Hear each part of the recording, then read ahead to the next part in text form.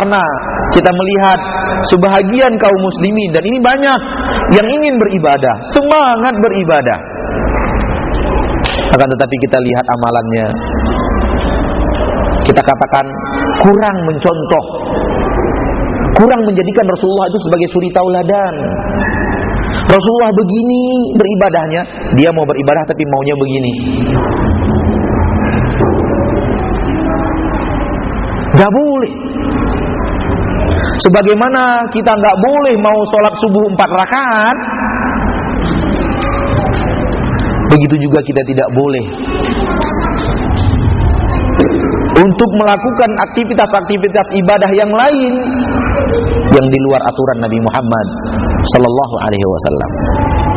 Jadi ketika kita sadari bahwa kita untuk beribadah, maka penekanan terakhir dari saya kepada kaum muslimin wal muslimat dimanapun anda berada, beribadahlah sesuai dengan apa yang telah diajarkan oleh Nabi kita Muhammad sallallahu alaihi wasallam. Allah telah pilihkan manusia termulia, Allah telah pilihkan Rasul termulia, Allah telah pilihkan syariat termulia dan paling sempurna untuk kita. Gak perlu lagi kita cari-cari cara yang lain. Mau berwuduk, berwuduklah sebagaimana wuduknya Rasul. Mau salat, salatlah sebagaimana salatnya Rasul. Mau zakat, zakatlah sebagaimana zakatnya Rasul.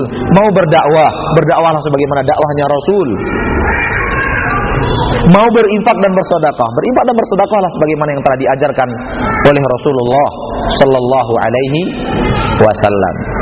Karena kita diperintahkan untuk mengikut Nabi Muhammad, dan kita semua mengaku pengikut Nabi Muhammad. Enggak ada yang kita mengaku pengikut yang lain. Enggak. Anda pengikut siapa? Pengikut Nabi Muhammad. Kalau begitu Kak, Anda harus ikut perintah, tata cara yang diajarkan oleh Nabi Muhammad. Kalau memang kita mengaku pengikut Nabi Muhammad, kita harus mengikut ibadahnya Nabi Muhammad sallallahu alaihi wasallam. Ibadah yang tidak diajarkan oleh Nabi Muhammad bukanlah ibadah. Walaupun manusia mungkin memandangnya sebagai ibadah, tapi Nabi tidak pernah ajarkan itu tidak ibadah. Rasulullah SAW sampaikan kepada kita dalam sebuah hadis yang sangat masyhur, "Man amila amalan laisa alaihi amruna fahuwa raddun." Barang siapa yang mengamalkan sebuah amalan ibadah yang tidak pernah kami perintahkan, kata Nabi Muhammad, akan ditolak oleh Allah. Jadi tugas kita lakukan di atas sunnah Rasulullah, supaya benar-benar kita menjalankan tugas, dan tugas kita itu diterima oleh Allah subhanahu wa ta'ala. Hadirin wal hadirat sidang majlis rahimakumullah, karena waktu yang membatasi kita di dalam pertemuan kita pada malam yang berbahagia ini, tapi alhamdulillah dengan rahmat Allah, dengan kekuatan yang telah Allah berikan kepada kita bisa setidaknya kepada diri saya pribadi dan kita semua yang hadir, kita memahami tugas kita hidup di dunia ini untuk mencari ridho Allah, untuk mencari jalan yang diridhoi oleh Allah subhanahu wa ta'ala yang telah diajarkan oleh Nabi Muhammad sallallahu alaihi wasallam, dan berjalan di atas jalan tersebut. 3 pertanyaan. Pertanyaan pertama, bagaimana kita memahami bahwa tauhid itu adalah ibadah? Memang kita tidak membahas fokus masalah tauhid, tetapi kita berbicara umum, karena kalau kita masuk kepada bab tauhid, dia butuh satu majelis lagi. Allah subhanahu wa ta'ala di dalam Al-Quran, dan sebahagian besar Al-Quran yang turun kepada Nabi Muhammad itu isinya tauhid. Sebahagian besar Al-Quran, kalau kita mulai membuka Al-Quran, membaca Al-Quran dari awal sampai akhir, ketika kita akan kelompokkan ayat-ayat yang berbicara tentang tauhid, itu ada di dalam mayoritas ayat Al-Quran berbicara tentang tauhid. Maka tauhid adalah ibadah yang paling agung, ibadah yang paling tinggi, ibadah yang paling hebat adalah hamba menjadikan Allah subhanahu wa ta'ala esa, satu-satunya, hanya dia tempat seorang hamba menyerahkan ibadahnya, tempat seorang hamba menambatkan ibadahnya, tempat seorang hamba berharap daripada ibadahnya. Qul ya ayyuhal kafirun la a'budu ma ta'budun wala antum 'abiduna ma a'bud wala ana 'abidum ma 'abadtum wala antum 'abiduna ma a'bud lakum dinukum waliyadin. Semua itu tauhid. Qul huwallahu ahad Allahus samad lam yalid wa lam yulad wa lam yakul lahu kufuwan ahad. Semuanya tauhid.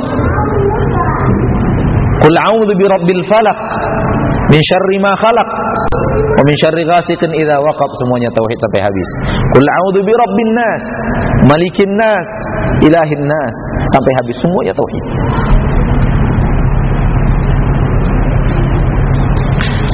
Di mana seorang hamba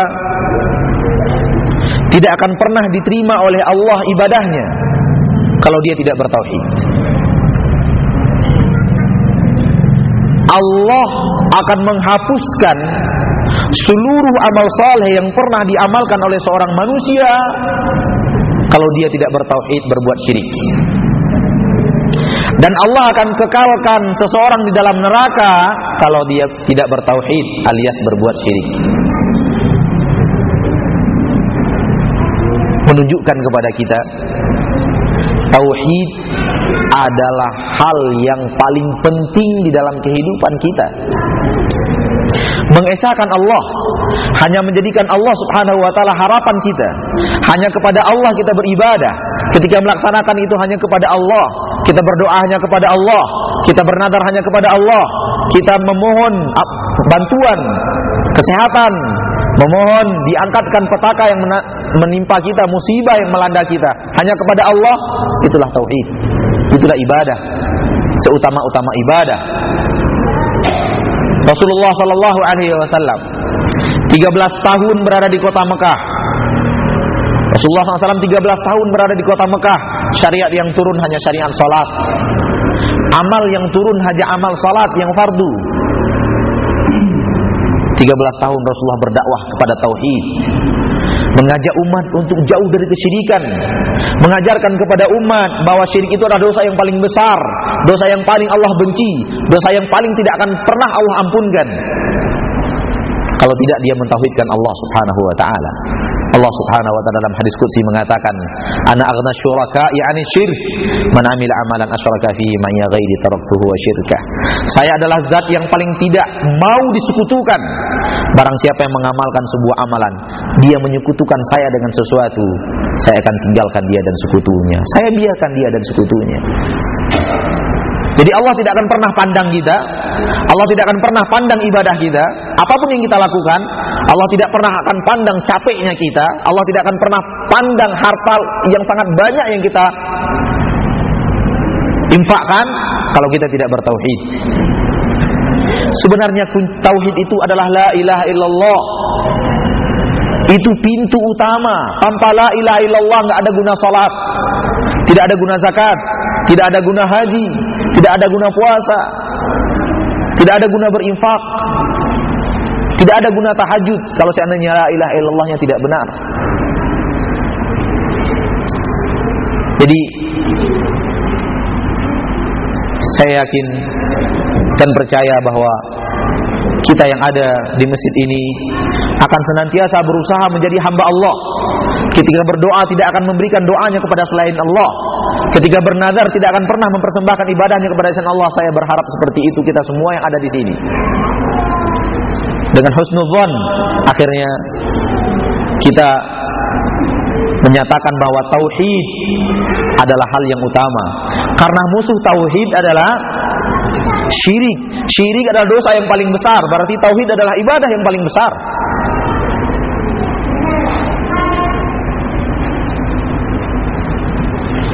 Kalau 13 tahun Rasulullah menyerukan semuanya kepada tauhid di kota Mekah, dan hanya turun syariat salat, sementara tidak turun jihad, tidak turun zakat, tidak turun puasa di bulan Ramadan,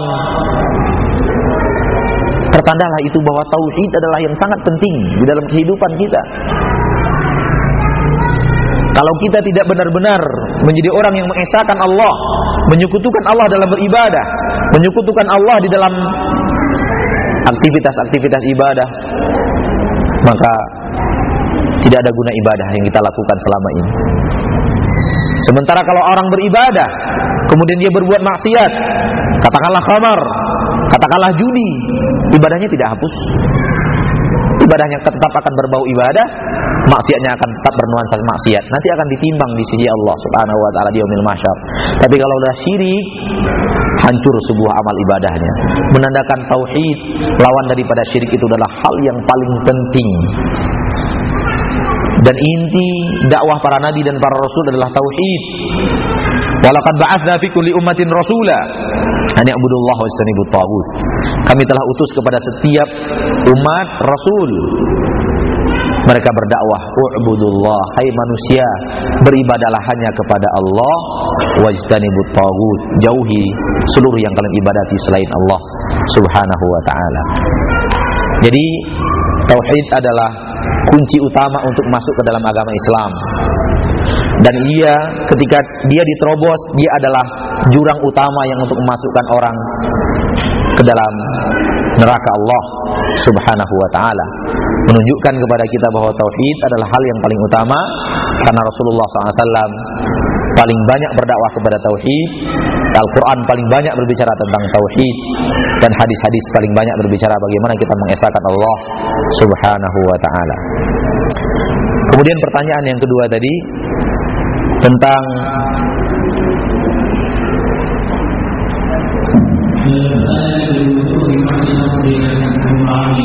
antara ibadah dan fanatisme belajar dengan seluruh aktivitas manusia itu bukan ibadah, dengan ibadah yang perintah di ibadah itu dengan tugasannya itu adalah awal ibadah perintah seperti sholat dan lain sebagainya. Sebenarnya jawaban ini kita sampaikan pada kesimpulan akhir. Pada poin akhir sudah kita beberkan jawabannya. Kita akan disuruh beribadah kepada Allah. Disuruh waktu kita untuk beribadah kepada Allah. Kita sudah kunci, berikan kata kunci. Kalau mau beribadah, kalau mau menjalankan tugas, Rasulullah sudah ajarkan tata caranya. Rasulullah sudah ajarkan syariatnya. Kalau mau beribadah, ikutilah ibadah Rasulullah sallallahu alaihi wasallam. Jangan berani beribadah kalau Rasulullah tidak ajarkan. Jangan mau diajak kepada sesuatu yang tidak ada dasarnya daripada Al-Quran dan tidak ada dasarnya daripada Sallallahu alaihi wasallam. Karena ini akan ditolak oleh Allah. Bukan saya yang mengatakan, bukan ustadz saya, tapi Rasulullah sallallahu alaihi wasallam yang dalam hadis yang telah kita sampaikan tadi, bahwa seluruh amalan ibadah yang tidak pernah diajarkan oleh Rasulullah akan ditolak oleh Allah. Dan saya berikan tadi contoh, kalau ada orang yang mau sholat subuh, dia mau sholat subuh, kalau dia katakan, aduh ma, sholat subuh itu malas sekali kalian sholat subuh. Saya mau sholat subuh 8 rakaat. Saya mau sholat subuh 8 rakaat. 2 terlalu sedikit. Apa jawaban kita kepada orang yang mau seperti itu? Pak, tidak akan diterima oleh Allah, Pak, sholat subuh Bapak. Karena Rasulullah mengajarkan 2, Pak. Kalau Bapak lakukan 3, kalau Bapak lakukan 4, akan diterima oleh Allah. Karena Rasulullah sudah ajarkan kita, begini caranya beribadah kepada Allah itu. Begini jalannya, menjalankan tugas sebagai manusia itu. Jadi kita sudah berikan kata kunci tadi, bahwa kalau mau beribadah kepada Allah harus dan wajib meniru ibadah Rasulullah sallallahu alaihi wasallam. Yang tidak Rasulullah ajarkan, jangan berani amalkan. Yang tidak Rasulullah perintahkan, jangan berani amalkan. Karena Allah tidak pernah memberikan kita izin untuk merekayasa cara beribadah. Kalau kita punya izin untuk membuat ibadah semaunya kita, untuk apa diutus Rasul? Untuk apa Nabi Allah mengutus nabinya, menurunkan malaikat Jibril, menurunkan Al-Quran? Kalau toh pada akhirnya, oh enggak apa-apa, kalau kalian begitu walaupun tidak sama dengan ibadah Nabi Muhammad, Allah akan terima juga. Lalu apa gunanya Nabi Muhammad diutus oleh Allah? Kalau pada akhirnya kita boleh berkreasi, membuat ibadah dan tata cara ibadah kita sendiri. Itu kata kunci. Kemudian pertanyaan yang ketiga tadi seputar masalah bagaimana?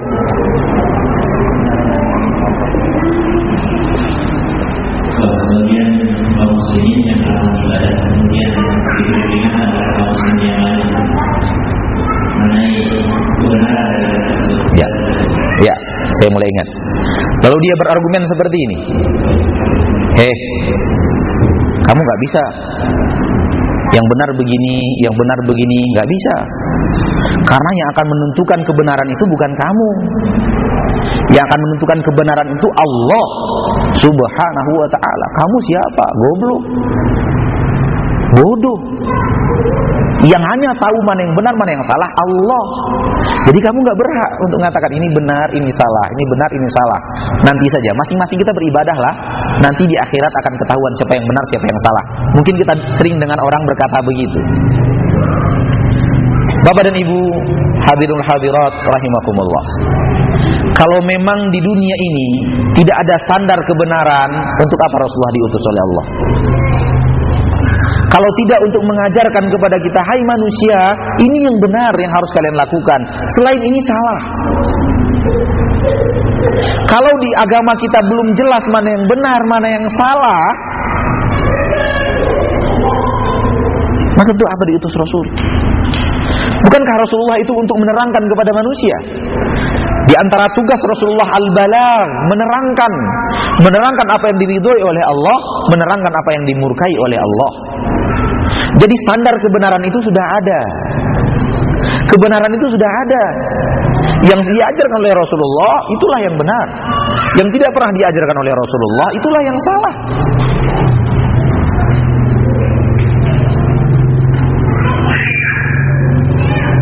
Mereka yang mengatakan kata-kata seperti yang di atas, tidak ada yang berhak menentukan siapa benar, siapa yang salah kecuali Allah, maka ketentuannya hanya di akhirat saja.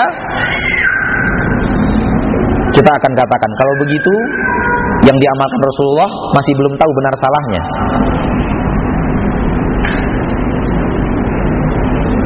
Karena tidak ada ini standar kebenaran.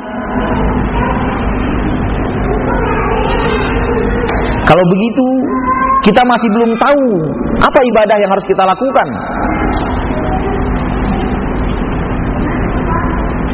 Percuma dong Allah turunkan Jibril memberi wahyu. Percuma dong Rasulullah berdakwah. Percuma Allah takdirkan para ulama, kalau tidak untuk menerangkan mana yang Allah ridhoi dan mana yang Allah murkai. Di dalam hadis Rasulullah SAW riwayat Imam Tabrani dengan sanad yang hasan, Rasulullah menyampaikan kepada kita, dengarkan wahai kaum muslimin dan muslimat yang menyatakan tidak ada kebenaran di dunia ini dan fokus kebenaran, hukum kebenaran hanya ada di akhirat. Dengarkan sabda Rasulullah yang bertentangan dengan akidah kalian ini. Rasulullah bersabda, ma min amalin yuqarribukum ilal jannah illa waqad amartukum bih, wa ma min amalin yuqarribukum ilan nar illa waqad nahaitukum an. Tidak ada lagi amalan yang bisa mendekatkan kalian ke surga Allah, melainkan telah kuajarkan seluruhnya. Dan tidak ada lagi amalan yang bisa mendekatkan kalian ke neraka Allah, melainkan telah kularang kalian seluruhnya.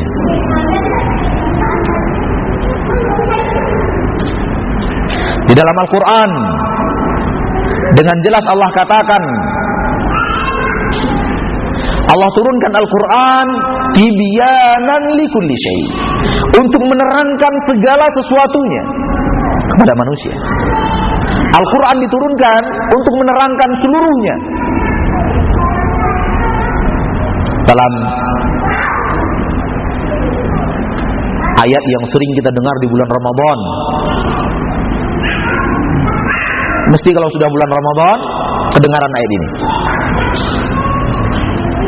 Syahrul Ramadan alladzi unzila fihi al-Qur'an hudan linnas wa bayyinatin minal huda wal furqan.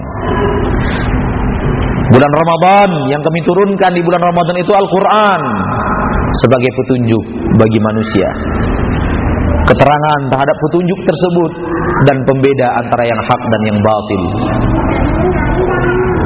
Jadi kalau kita yakini sekarang ini tidak ada yang bisa membedakan yang hak dan yang batil, seolah-olah kita meyakini nggak ada Al-Quran, nggak ada ajaran Rasulullah. Dan orang seperti ini lambat laun dia akan sampai, godaan iblis dan syaitan akan sampai kepadanya, sehingga dia mengatakan belum tahu lagi entah Islam ini yang benar, entah bukan yang Islam yang benar. Kalau Islam yang benar, kita akan masuk Islam, masuk surga. Tapi kalau Kristen yang benar, orang Kristen yang akan masuk surga, kita yang akan masuk neraka. Akan sampai ke sini nanti. Atau dua orang itu akan berkata, semua agama ini sama sebenarnya, mengajarkan kita menjadi ayah yang baik, mengajarkan kita untuk menjadi tetangga yang baik. Sama agama ini semuanya. Padahal Al-Quran sudah tegas-tegas mengatakan kepada kita, Inna dina indallahil Islam. Agama yang hanya Allah ridhoi itu adalah agama Islam. Wa may yabtaghi ghairal islami dinan fala yuqbala min. Barang siapa yang menjadikan agama selain agama Islam sebagai agamanya, Allah tidak akan pernah terima. Wa huwa fil akhirati minal khasirin. Di akhirat dia akan menjadi orang-orang yang merugi, yang akan masuk neraka untuk selama-lamanya. Namun kita sayangkan, ada juga orang yang berkomentar semua agama sama dan tidak malu mengaku sebagai cendekiawan muslim. Tidak malu mengatakan dirinya sebagai cendekiawan muslim. Na'udzubillah. Begitu tipu daya syaitan telah melalang buana, sampai cendekiawan muslim pun berani untuk mengatakan semua agama itu sama. Kalau saya punya kekuatan, saya katakan, nggak pantas kamu jadi ulama, nggak pantas kamu jadi cendekiawan muslim. Duduk sana, kembali belajar qul huwallahu ahad, Allahus samad, lam yalid wa lam yulad wa lam yakul lahu kufuwan ahad. Jadi Rasulullah diutus, Al-Quran diturunkan untuk menerangkan kepada manusia mana yang benar, mana yang salah, mana yang hak, mana yang batil. Kalau hidup di dunia ini menerawang, tidak jelas apa yang akan kita lakukan, maka kita tidak bisa beribadah, karena kita tidak jelas apa yang akan kita lakukan.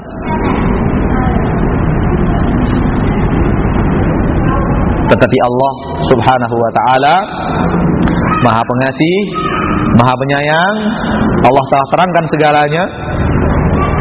Allah subhanahu wa ta'ala telah tunjukkan jalan menuju ridhonya dengan menunjuk Rasulnya, memerintahkan Rasulnya untuk menyampaikan dan mempraktekkan sehingga bisa dilihat oleh manusia. Bukankah Rasulullah telah diutus oleh Allah sebagai suri tauladan? Kalau ingin meraih surga Allah, raihlah melalui jalan Rasulullah. Kebenaran hanya yang diajarkan oleh Rasulullah sallallahu alaihi wasallam. Yang tidak pernah diajarkan Rasulullah pasti tidak benar. Dan ini bukan kata-kata saya, melainkan Rasulullah yang mengatakannya sallallahu alaihi wasallam dalam hadis yang telah kita bacakan tadi. Wallahu taala a'lam.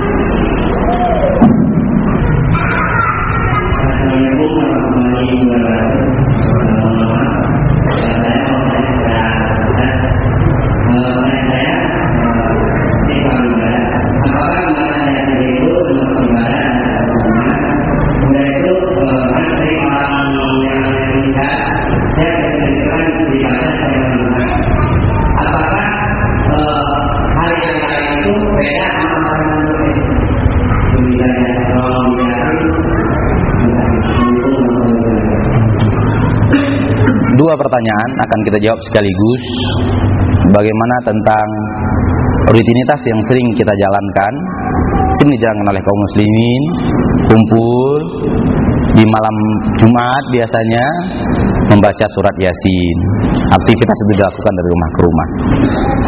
Saya meminta kita semuanya yang hadir, saudara-saudara saya, untuk bertanya kepada seluruh ustadz, hai ustadz, apakah wirid Yasin ini dilakukan di zaman Rasulullah atau tidak?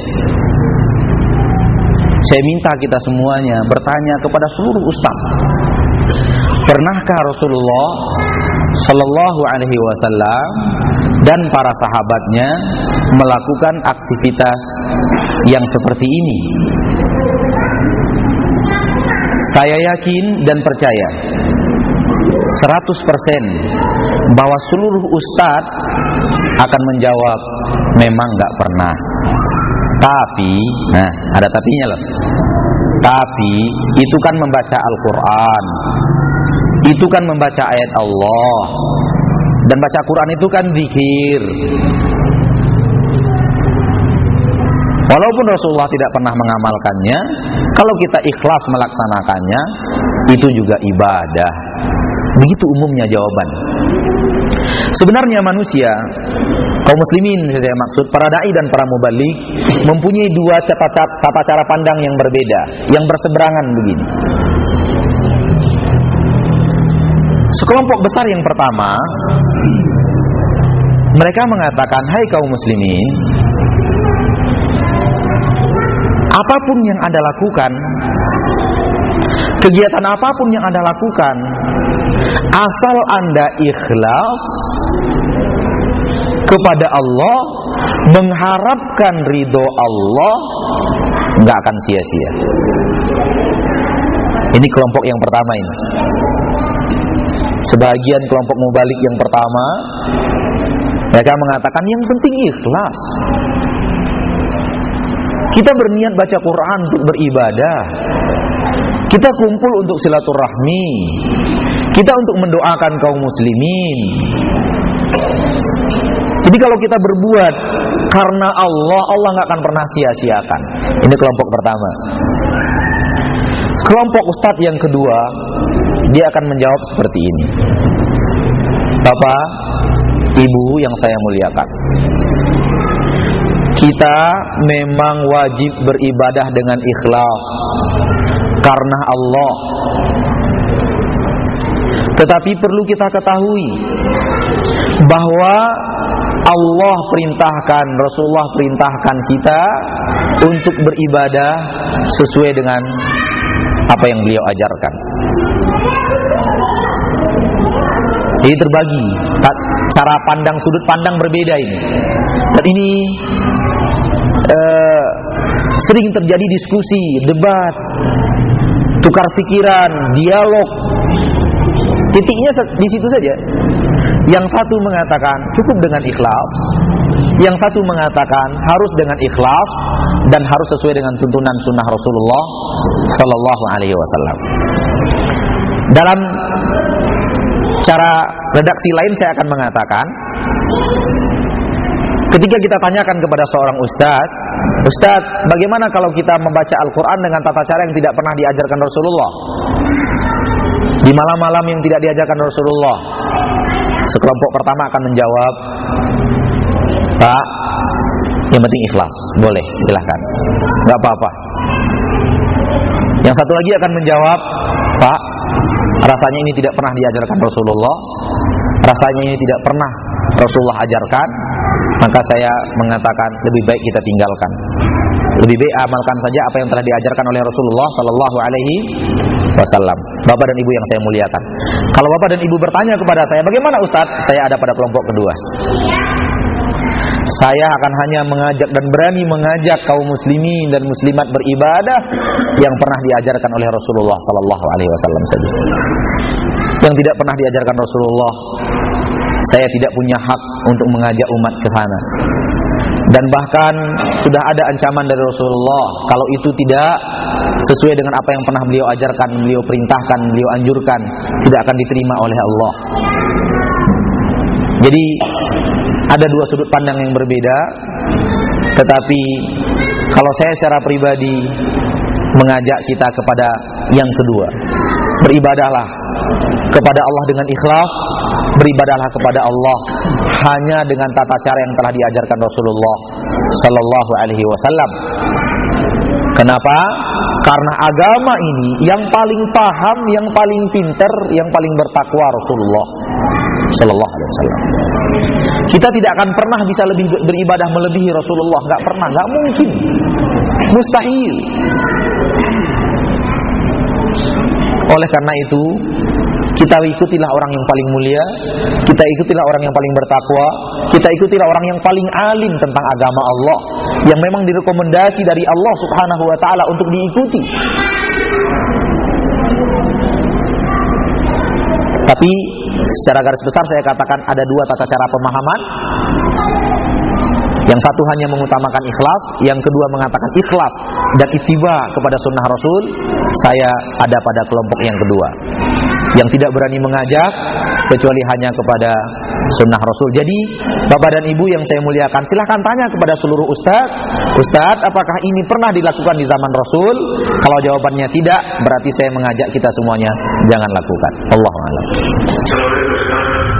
Assalamualaikum warahmatullahi wabarakatuh. Waalaikumsalam warahmatullahi wabarakatuh.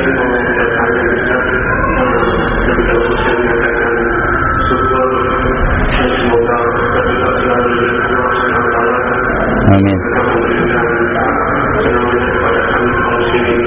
Sama-sama kami awal Ustaz, bagaimana tahapan atau kira-kira langkah yang harus kami tempuh untuk dapat beribadah sesuai dengan tuntunan Rasulullah SAW dan juga para sahabat seperti yang telah dikabarkan tadi. Dan mungkin kami kaum muslimin juga beribadah bagaimana para Rasulullah dan para sahabat beribadah. Tapi kira-kira bagaimana langkah-langkah kami agar dapat beribadah bagaimana dituntut oleh Rasulullah, yang mudah-mudahan ibadah tersebut diterima oleh Allah SWT. Sebuah pertanyaan yang insya Allah berasal dari hati yang ikhlas, bahwa bagaimana kita bisa tahu ibadah ini sudah diajarkan oleh Rasulullah Sallallahu Alaihi Wasallam. Karena kalau berasal dari niat yang ikhlas ketika bertanya, orang ini ingin jalan untuk mengetahui bagaimana Rasulullah Sallallahu Alaihi Wasallam beribadah. Ma'asyiral muslimin dan muslimat rahimakumullah, Allah Subhanahu wa taala ketika turunkan Al-Qur'an, Allah Subhanahu wa taala ketika utus Rasul kita Muhammad sallallahu alaihi wasallam, bukan hanya untuk umat di zaman beliau, akan tetapi Allah turunkan Al-Qur'an, Allah perintahkan Rasulullah untuk mengamalkan syariat yang diridhoi oleh Allah untuk umat, mulai dari zaman sahabat, dari generasi Rasulullah sallallahu alaihi wasallam sampai umat akhir zaman. Ini wajib kita pahami.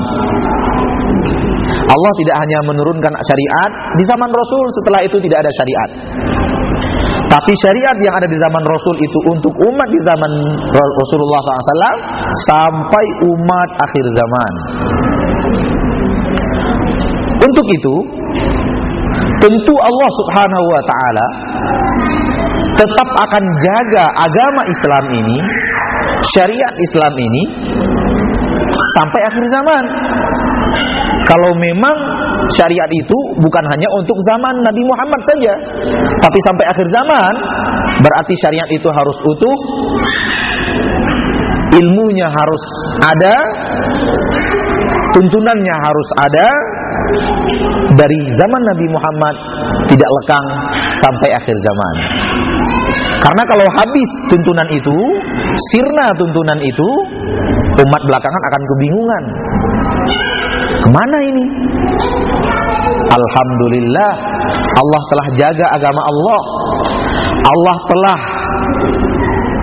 murnikan, Allah telah jaga Al-Quran dari seluruh penyelewengan. Dan Allah Subhanahu wa ta'ala telah jaga hadis-hadis Rasulullah Sallallahu Alaihi Wasallam sampai akhir zaman, sampai zaman kita sekarang ini, hadis-hadis Rasulullah Sallallahu Alaihi Wasallam dijaga oleh Allah Subhanahu Wa Taala.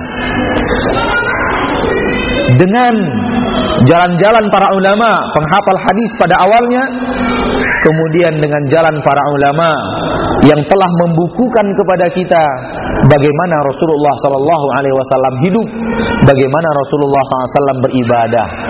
Kitab itu sangat banyak sekali.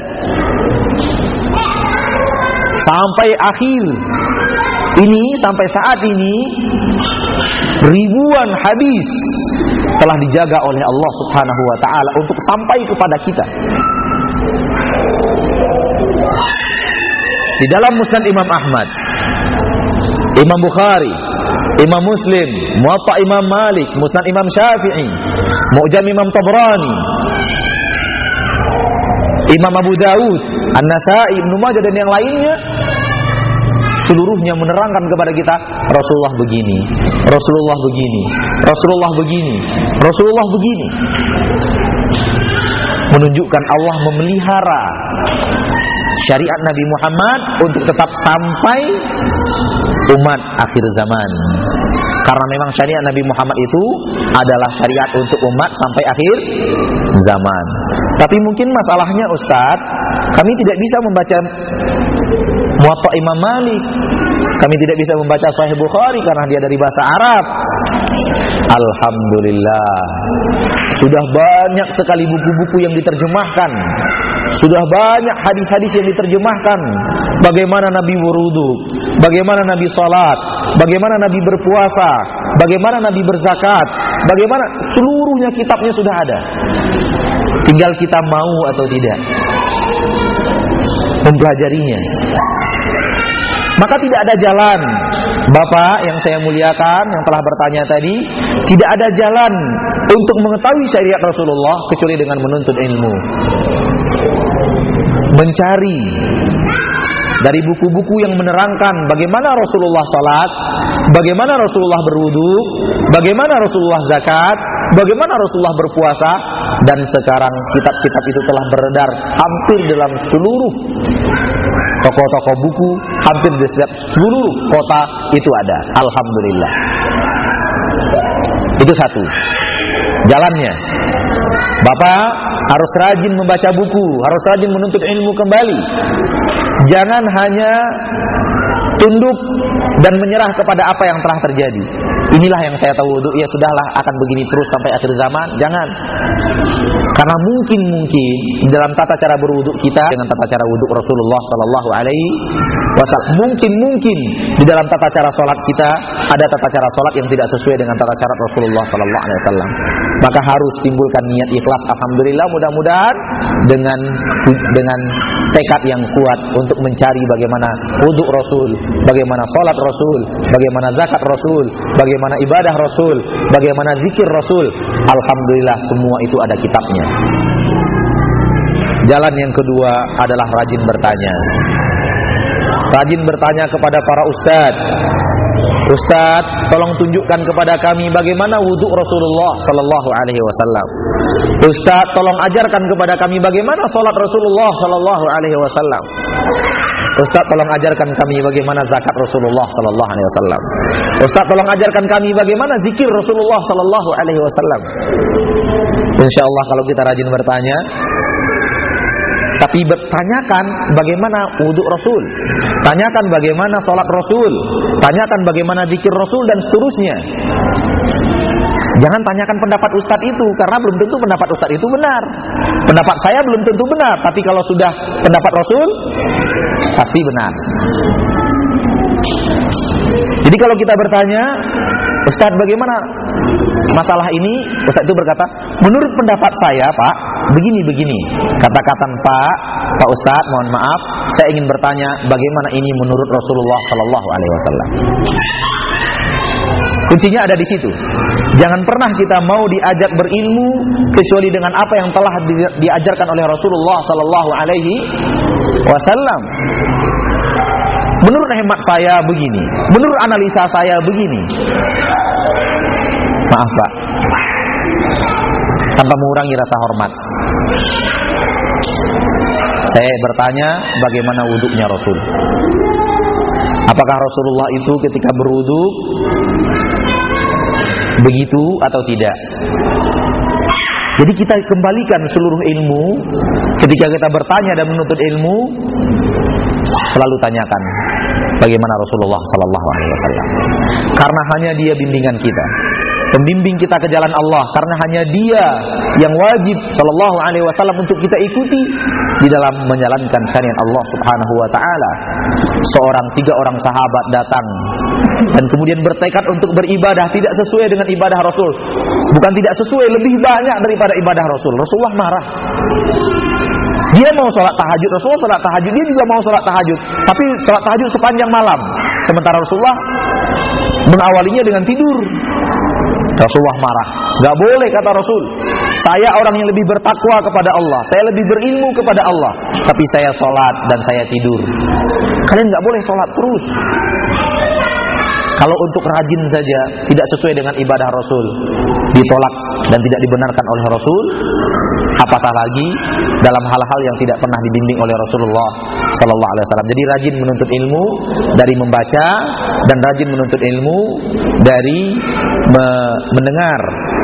Tetapi tetap tujukan sebuah orientasi, saya ingin belajar bagaimana Rasulullah sallallahu alaihi wasallam. Insyaallah dengan cara seperti ini kita akan diberikan oleh Allah jalan menuju sunnah Rasulullah, karena Allah berjanji di dalam Al-Qur'an, walladzina jahadu fina lanahdiyannahum subulana. Orang yang bersungguh-sungguh untuk mencari jalan kami akan tunjukkan kepadanya jalan kami tersebut, kata Allah. Kalau kita serius mencari jalan Allah, Allah akan tunjukkan jalannya. Kalau kita serius mencari sunnah Rasulullah, Allah akan tunjukkan sunnah Rasulnya kepada kita. Tapi kalau kita tidak serius, Allah tahu dan Allah tidak tunjukkan. Kita harus serius. Jalan ilmu dari dua. Pertama mata, kedua telinga. Mata kerahkan untuk membaca, telinga kerahkan untuk menuntut ilmu dari para ustadz. Maka di dalam Al-Quran Allah sering mengatakan tentang orang kafir, lahum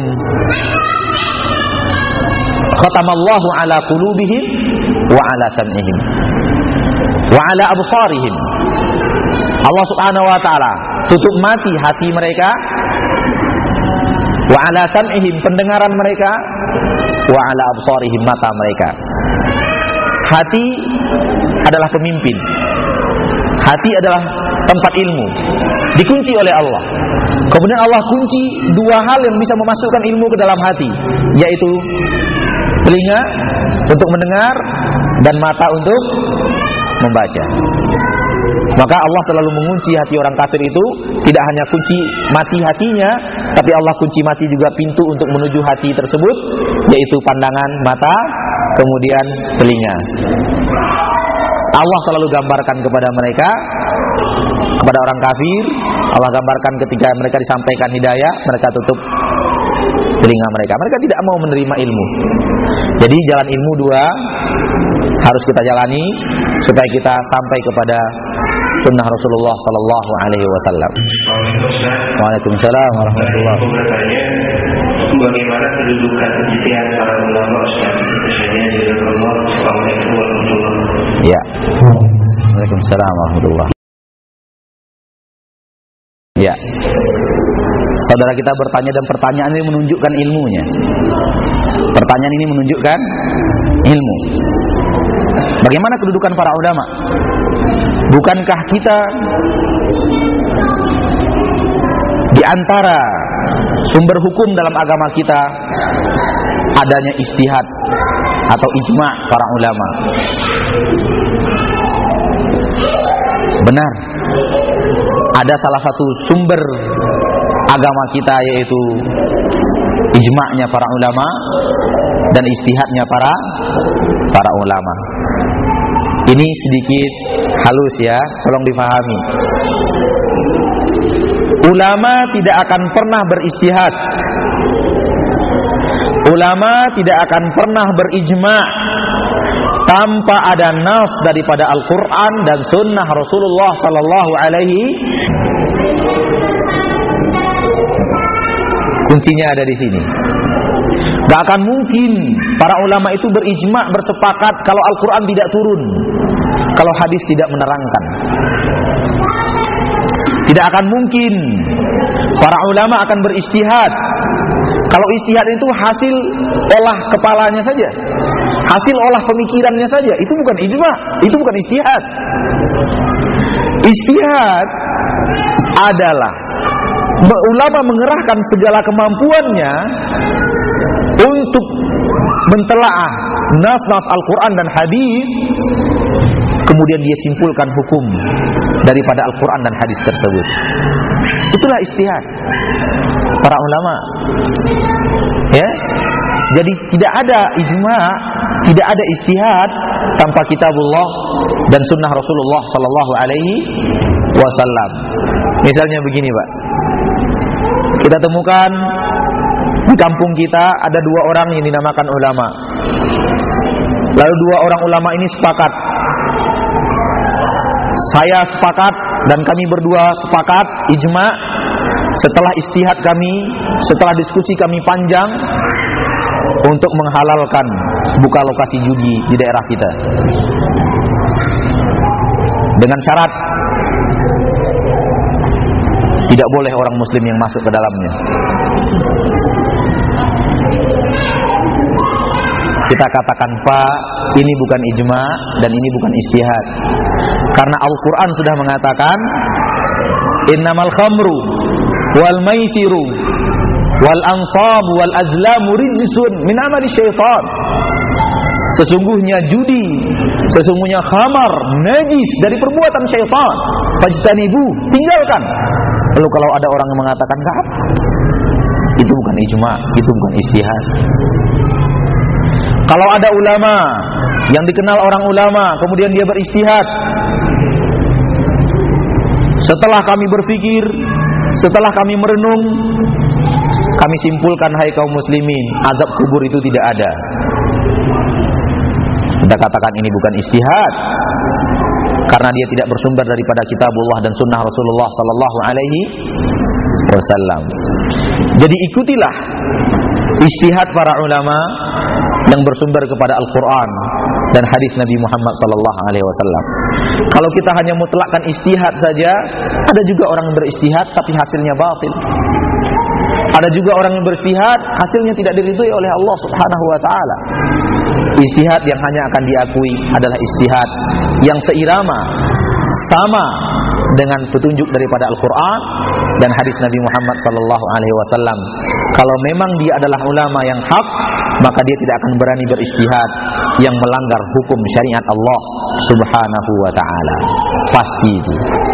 Dia akan hanya beristihad kepada hal-hal yang diambil kaidah ilmiahnya, dia berkias, dikiaskan kepada hukum-hukum Allah, kemudian dia akan akan tawadhu kepada Allah dengan menyampaikan hukum sesuai dengan kaidah-kaidah yang telah dituliskan dalam Al-Quran.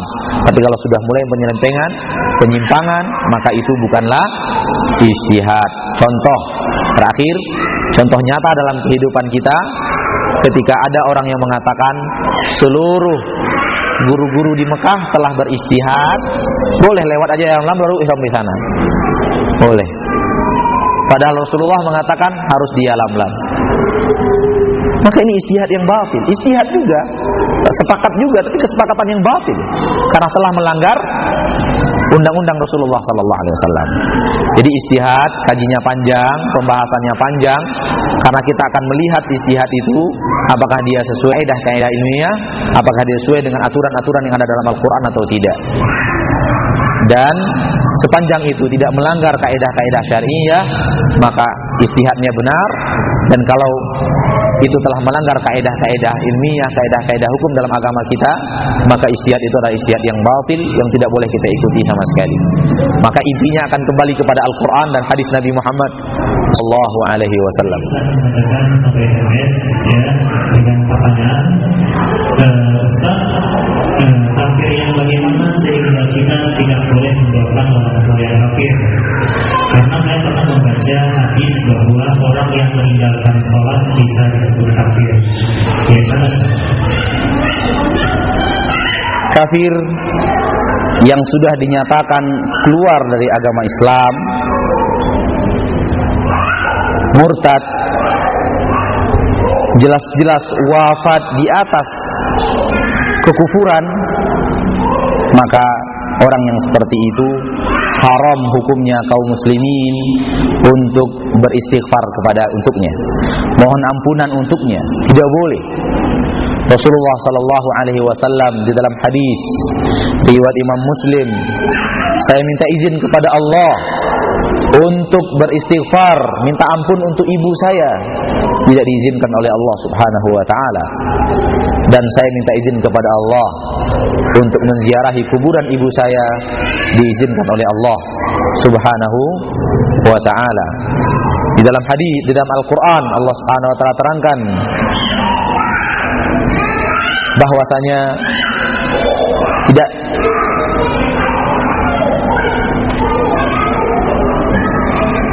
wala tusalli ala ahadin minhum mata abada. Janganlah kalian bersalawat memohonkan ampunan kepada orang yang mati daripada mereka untuk selama-lamanya. Dan ayat ini turun kepada orang yang wafat dalam keadaan kufur, wafat dalam keadaan nifak. Jadi syariat kita tidak mengizinkan kita untuk beristighfar, memohon ampunan kepada orang-orang yang sudah jelas wafat dalam keadaan kufur dan keluar dari agama Allah Subhanahu wa taala. Akan tetapi ketika pertanyaannya adalah, saya mendengar pendapat bahwasanya ada ulama yang berpendapat orang yang tidak sholat kafir. Lalu ketika ada orang yang kita yakini bahwa dia tidak sholat, kita tahu bahwa dia tidak sholat, kemudian dia wafat, bolehkah kita bersalawat atau bolehkah kita beristighfar untuknya? Kita katakan kepada yang bertanya bahwa hal ini tidaklah ijma' di kalangan para ulama dia kafir. Masih banyak para ulama yang mengatakan orang yang tidak sholat belum lagi kafir. Oleh karena itu masih boleh kita istighfar untuk mereka. Dan sampai saat ini belum pernah kita mendengar salah satu fatwa daripada ulama untuk mengatakan tidak boleh istighfar kepada atau untuk mereka-mereka yang telah wafat yang pernah meninggalkan sholat yang fardu. Jadi tidak ada satupun pendapat yang bisa pernah kita dengar dan kita baca bahwasanya tidak boleh lagi mohon istighfar, mohon ampunan untuk orang-orang yang tidak mendirikan sholat. Dan oleh karena itu, selagi masalah ini masih masalah khilaf yang sangat panjang di kalangan para ulama kita, dan masih banyak dalil kuat dalam agama Islam yang menerangkan bahwasanya tidak kafir orang yang meninggalkan sholat dengan syarat dia masih meyakini kewajiban sholat, maka insya Allah untuk orang-orang yang seperti ini dibolehkan istighfar kepadanya dan untuknya agar Allah mengampunkan kesalahan dan dosanya. Wallahu ta'ala alam.